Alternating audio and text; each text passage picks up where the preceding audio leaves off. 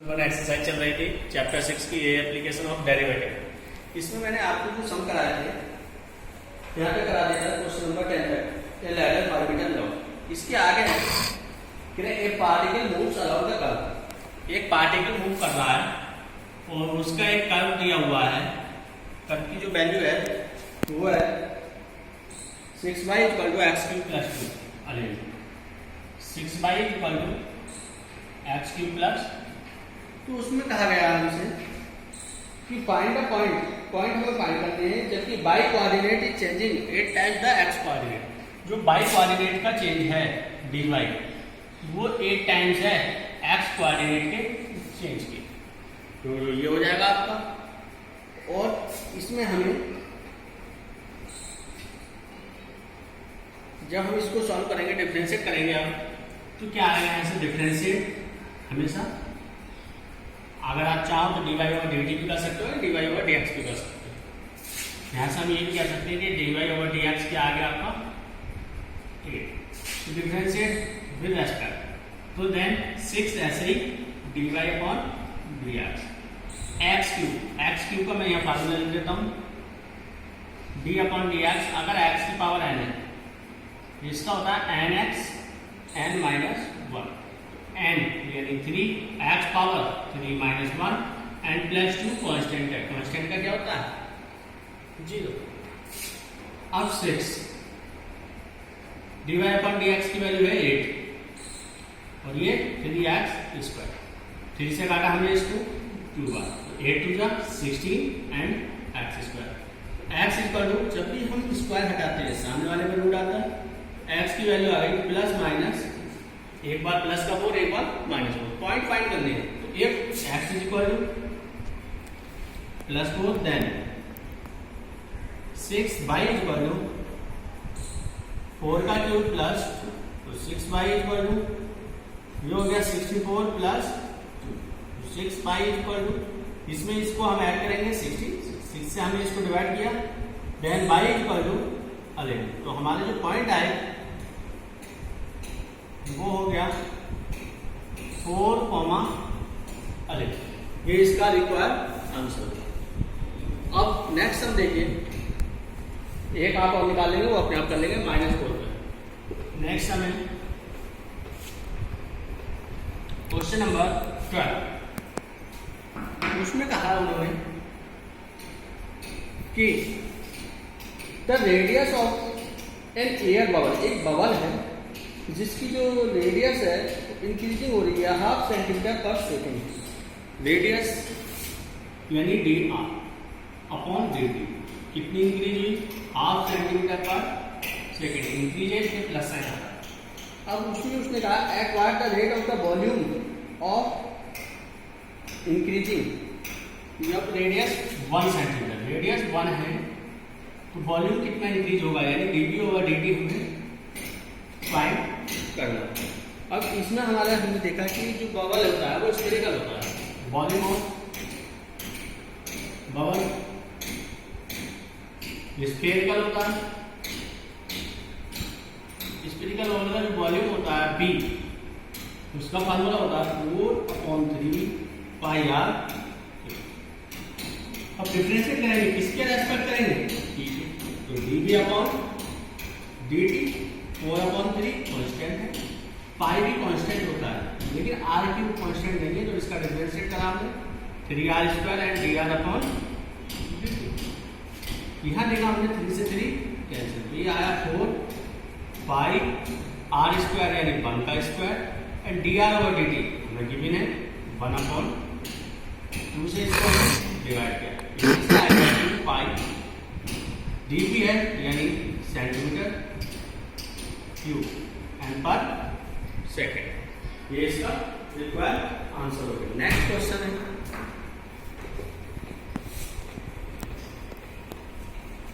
Question number 13 है। उसमें कहा गया है हमसे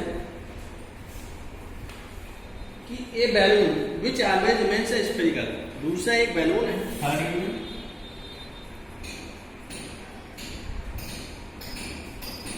तो बैलून में भी हमसे क्या कहा गया है कि जो बैलून है वो है एक स्फेरिकल डायरेक्शन। उसमें उसने कहा है कि जो इसका डायमीटर है, डायमीटर 3/2 2x प्लस, तो रेडियस कितनी होगी? रेडियस हमेशा होती है डायमीटर अपॉन 2, यानी d/2, तो ये हो जाएगा 3/4 एंड 2x प्लस 1। और नेक्स्ट आया find the rate of the change volume with respect to x। तो वॉल्यूम क्या होगा? Volume of value is 4/3 pi r, तो b 4/3 पाई r की जगह 3/4 एंड 2x प्लस 1, और पूरे का क्या हो गया?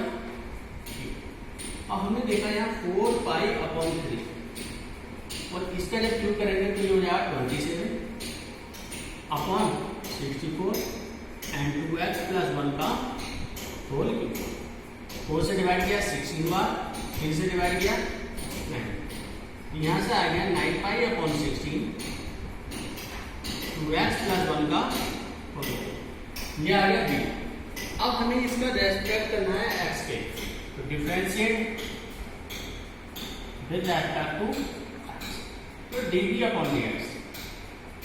देखिए ये तो कांस्टेंट है, इसका तो कुछ कर नहीं सकते, ऐसे रहेगा 9π/16, लेकिन ये जो है इसमें हमने लगाया x की पावर है, तो क्या हो जाएगा 3 and 2x plus 1/2 and d/dx। किसका और करेंगे? अभी हमने केवल पावर का करा, किसका और करेंगे? 2x प्लस 1 का, यहाँ से आएगा 2x प्लस 1, तो ये आया 3 से हो गया 27π/16 2x प्लस 1 का होल स्क्वायर। अब d/dx जब इसका हम करेंगे तो 2x का 2 हो गया, क्योंकि x का 1 होता है और 1 का 0, तो 2 से हमने इसको डिवाइड किया, तो ये आ गया 27π/8 एंड 2x प्लस 1 का होल स्क्वायर। वॉल्यूम है यूनिट क्यूब, सेंटीमीटर दिया है नहीं दिया है ये देख लेंगे हम, तो ये इसमें हमें सेंटीमीटर नहीं दिया है तो नहीं लेते, तो यूनिट क्यूब पर ये इसका आंसर। नेक्स्ट देखिए,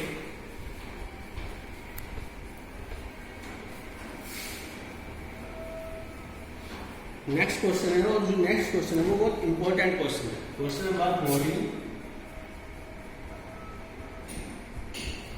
इसमें हमें कहा गया है सैंड इज पोरिंग, सैंड मतलब होगा रेत, पोरिंग मतलब गिर रहा है, फ्रॉम ए पाइप, एक रेत है जो एक पाइप से गिर रहा है at the rate of 12 centimetre cube पर सेकेंड। उसका जो गिरने का वॉल्यूम है उसका चेंज dv/dt गिवन है 12 सेंटीमीटर क्यूब पर सेकेंड। अब उसमें आगे उसने कहा है the falling sand from for a cone, जो रेत गिर रहा है वो एक कॉन बना रहा है, और आपने देखा भी होगा जब कहीं से ऊपर से आप 40 इंच अगर रेत गिराएंगे तो एक कॉन का आकार ले लेता है, टीने का आकार ले लेता है, वो एक क्यों कॉन के रूप में। उसने कहा है कि that the height of the cone is always 1/6 of rate, तो कंडीशन दी हुई है कि जो हाइट है हमेशा ही 1/6 होती है किसकी? रेडियस की। अगर हम इसको r निकालेंगे तो क्या हो जाएगा 6। अब उसमें लास्ट में उसने कहा है कि जो हाइट वैसे ही दी हुई है कॉन की, जो रेत का टीना बन के आ रहा है उसकी जो हाइट है वो 4 सेंटीमीटर, तो आप निकालेंगे वॉल्यूम ऑफ कॉन, तो b होता है volume of cone 1/3 πr², b π/3 ऐसे, और r की वैल्यू करेंगे 6h का स्क्वायर इनटू, तो b हो गया हमारा π/3, r का मतलब 36, h का क्यूब, इससे इसको डिवाइड किया d 12π/h²। अब हमसे कहा जा रहा है कि h क्यूब कि हमें क्या करना है, इसमें डिफरेंशिएट करना है किसका? वॉल्यूम का, किसके रेस्पेक्ट? ठीक है, क्योंकि हमें जो फाइंड करना है वो हाइट का चेंज फाइंड करना है, यानी हाइट के चेंज को हम क्या बोलते हैं? dh/dt हमें फाइंड करना, तो इसका हम डिफरेंशिएट करेंगे विद रेस्पेक्ट टू t, तो यहाँ हो गया क्या करना है dv/dt इक्वल डी के रेस्पेक्ट में डी अपॉन डी 12 पाई कांस्टेंट है, इसमें हम कुछ नहीं करेंगे। एच क्यूब का हमने करा 3h² and dh upon dt। इसकी वैल्यू हमें गिवन है 12, ये 12 पाई 3h का मतलब 4 का स्क्वायर, ये हाइट कितनी दी है हमें 4 and dh upon dt।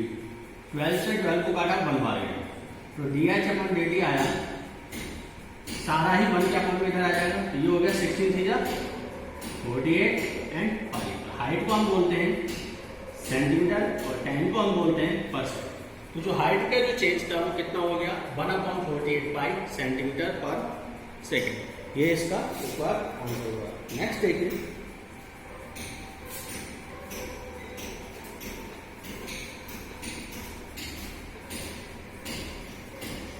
Question number 15 है।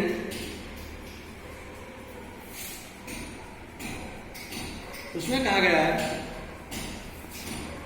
the total cost Cx associated with production of X unit of an item is given by Cx। Production जो है उसका उसके अकॉर्डिंग जो हमें Cx दिया हुआ है, टोटल कॉस्ट वो है 0.007 x cube minus 0.003 x square and plus 15x and 4,000। अब हमसे कहा गया है इसमें कि find the marginal cost if x is equal to 17 units. x 17, तो मार्जिनल कॉस्ट क्या होगा? मार्जिनल कॉस्ट के लिए हमने ये क्या करा, जब भी आपको मार्जिनल कॉस्ट आए आप करेंगे डिफरेंशिएट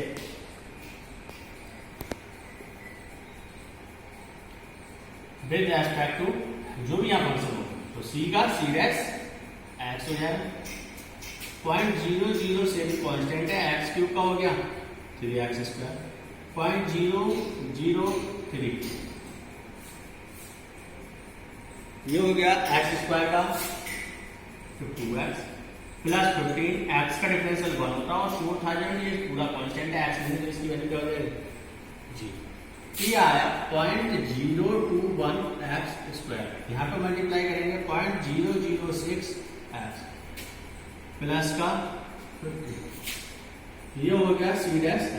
हमें निकालना है c डैश 70, x की जगह हम 70 रखेंगे, 0.021 17 का स्क्वायर 0.006 17 प्लस का यह 0.021 इसका स्क्वायर करेंगे 289 माइनस 0.006 इंटू 17 प्लस 15।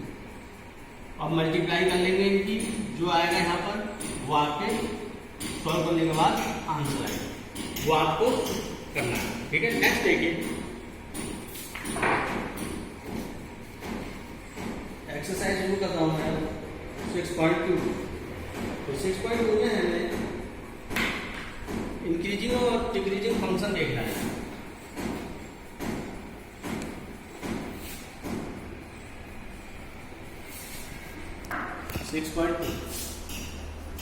फर्स्ट समय हमें फंक्शन दिया हुआ है f(x) is equal to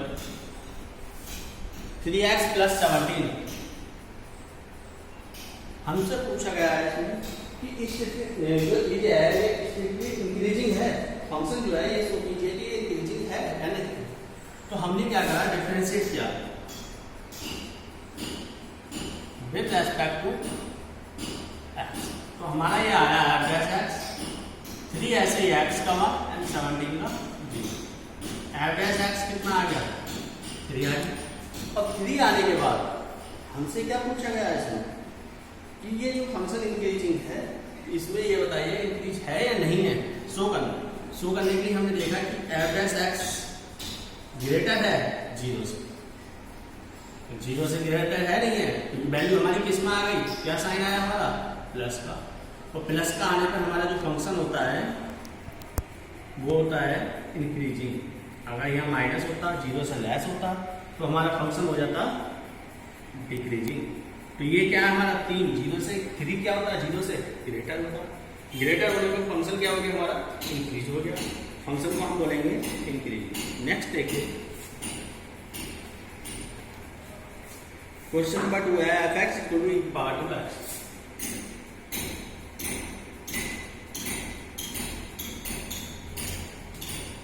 differentiate with respect to x। f dash x निकालेंगे हम, e की पावर टू x का e की power to x and differentiate of इसका और करेंगे हम जो पावर में है 2x। तो ये हुआ e की पावर 2x एंड 2x का, यहां से आया f dash x to e power 2x। अब हमने यहां क्या देखा, ये वैल्यू हमारी f डैश x क्या होनी चाहिए, 4 इंक्रीजिंग।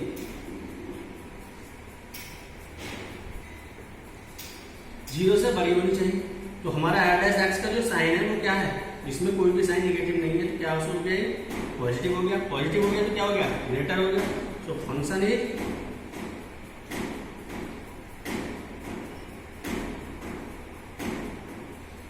इंक्रीजिंग हो गया। ओके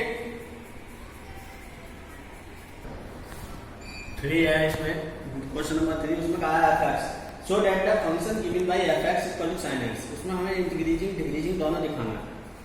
तो हम सबसे पहले डिफरेंशिएट करेंगे with respect to x। f dash x differentiate fx का f डैश x, और sin x का डिफरेंशिएट होता है cos। 4 इंक्रीजिंग,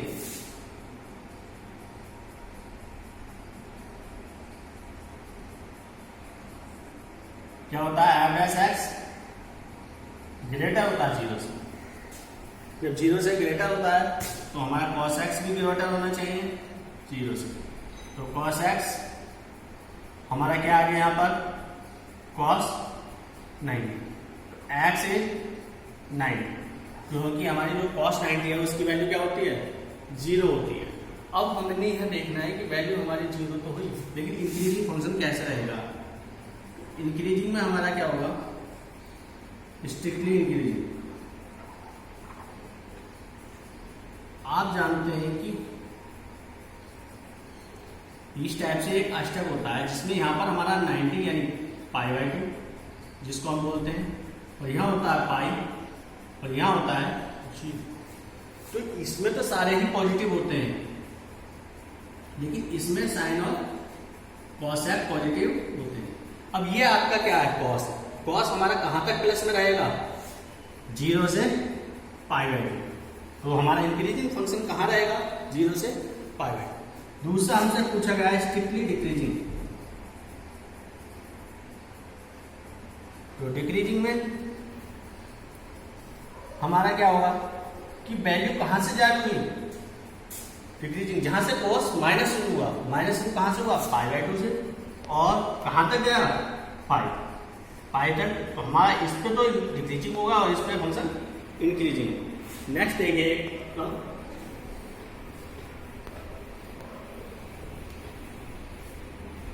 नेक्स्ट है इसमें f(x) दिया हुआ है 2x² minus 3x।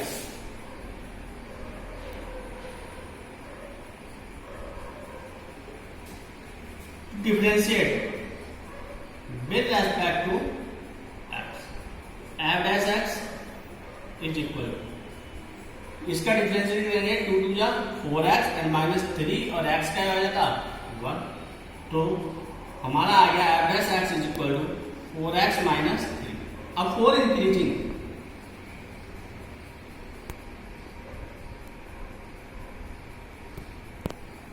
f dash x क्या होगा, ग्रेटर होगा 0 से, यानी 4x माइनस 3 ग्रेटर 0।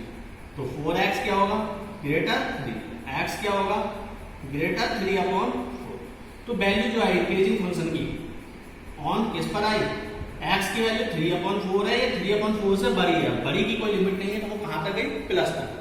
दूसरा है 4 डिक्रीजिंग।